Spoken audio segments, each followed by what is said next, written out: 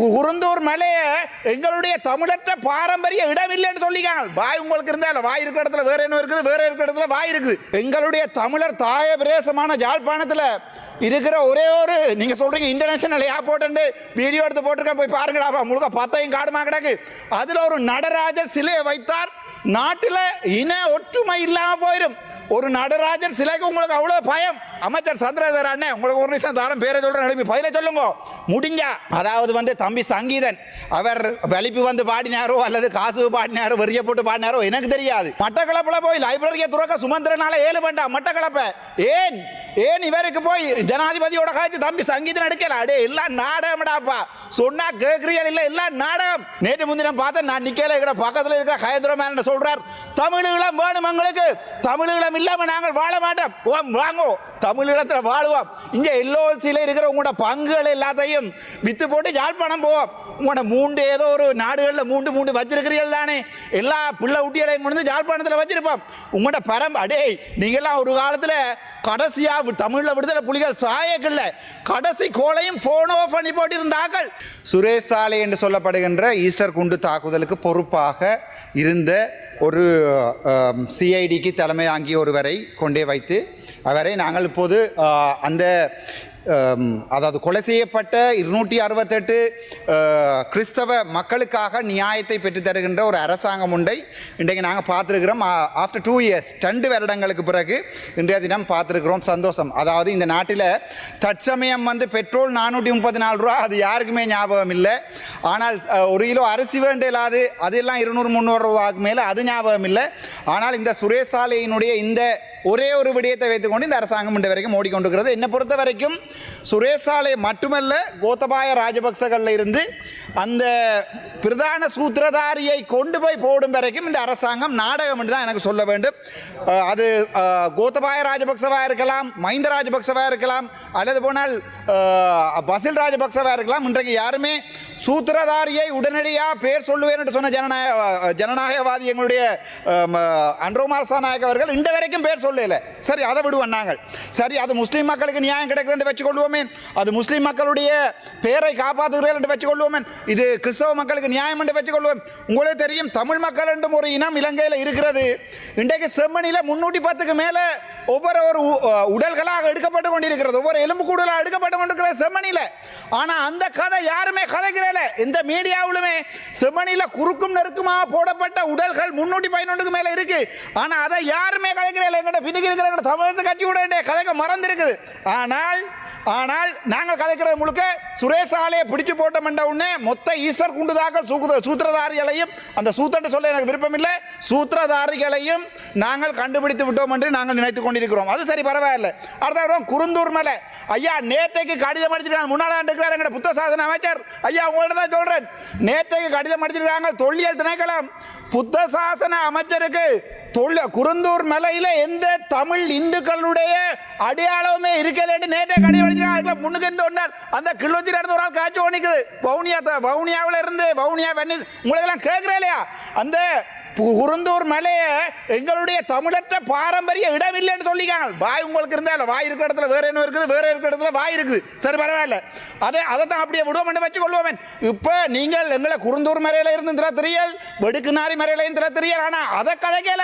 இங்க சுரேஷ் சாலையை பிடிச்சு போட்டாங்க, அவ்வளவுதான். சுரேஷ் சாலையை ஒரு 6 மாதத்தில் விட்டுருவாங்கன்றாப்பா. ஆனால் எங்களுடைய நிலங்கள் ஒவ்வொரு நாளும் அவபரிக்கப்பட்டு கொண்டு போகுது. சரி, பரவாயில்ல.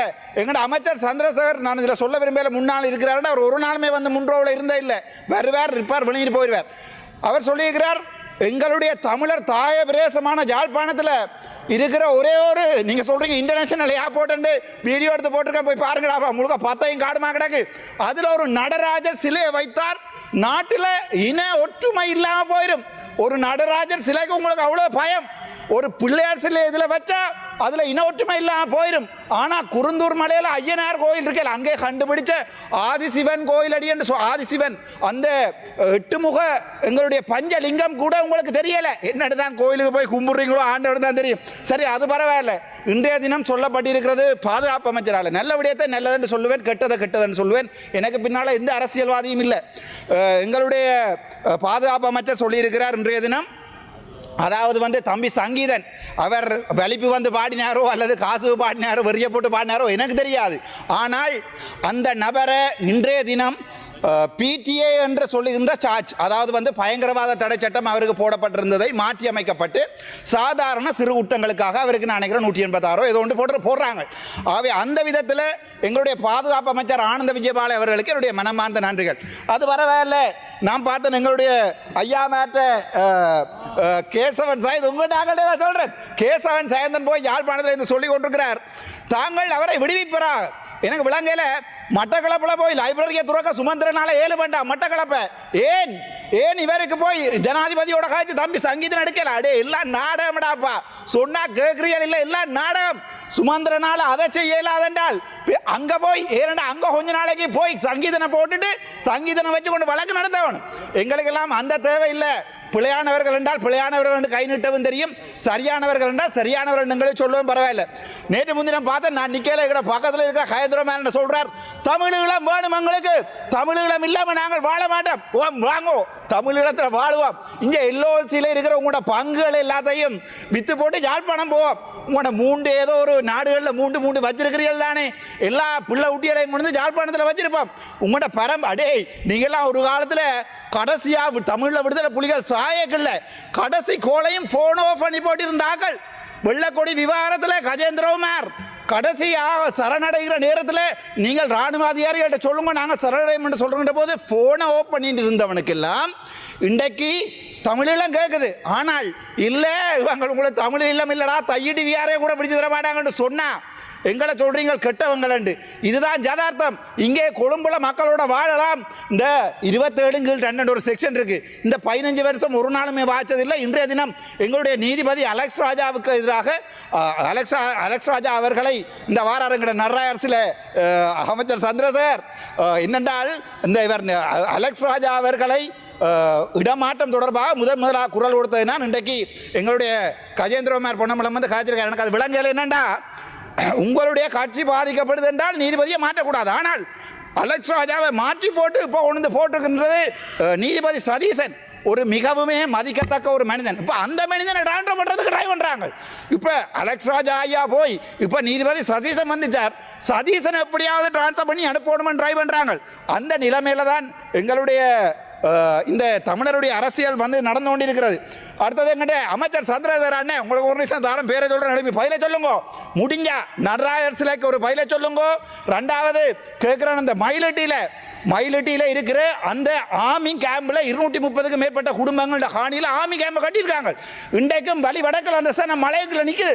ஆனால் நாங்கள் இன்றைக்கு வந்திருந்து கொண்டு ஸ்ரீதரனோட கண்டீனில் ஒரு கதை, அதுக்கு பிறகு இளங்குமரனோட கண்டீனில் ஒரு கதை, அதே வீடியோ எடுத்து போட்டேன் ஐயா. ஏனென்றால் இந்த அரசியல்வாதிகள் வடக்கில் கதைக்கிற என்ன அரசாங்கத்தை திரத்துவோம் கொஞ்சம் இருக்கண்ணே, அரசாங்கத்தை திரத்துவோம் போட்டு கண்டியில் வந்து உங்கள்கிட்ட என்ன கேட்குறாங்க, என்ன பிச்சை எடுக்கிறான்னு வெளியே சொல்லுங்க. நீங்கள் நாங்கள் இந்த வரைக்கும் அப்படி அரசியல் செய்தது இல்லாத உங்களுக்கு நல்லா தெரியும்.